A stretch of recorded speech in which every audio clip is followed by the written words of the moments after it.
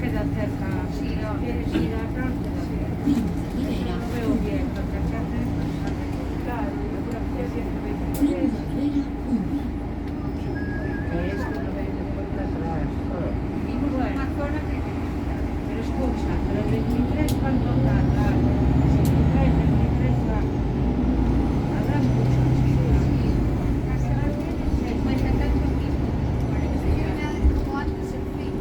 Pero el 5 va por arriba, porque los vecinos de por allí también tienen derecho. Pero el 5 pasa acá abajo. Los que pongan más tiempo, 23 o 23 a...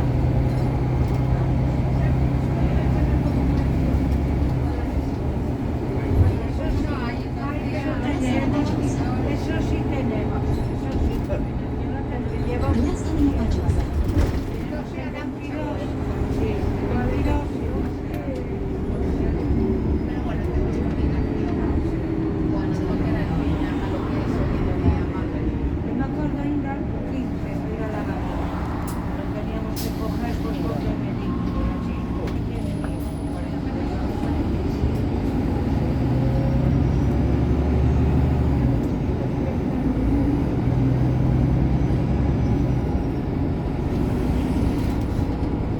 Ramón y Cajal, Casa Domar. Y ahora, ¿te fijaste que nos van a poner bicicletas?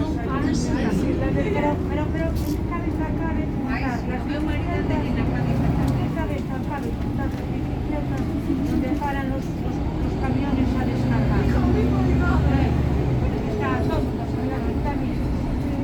No, es de Gadis, que descargan, que viene del almacén. Es que me dicen que también sacar. Y ahora que hacía para la medida. Eso es carga y descarga. Necesitamos otras cosas no barrio, mejor que eso. La podar los árboles y...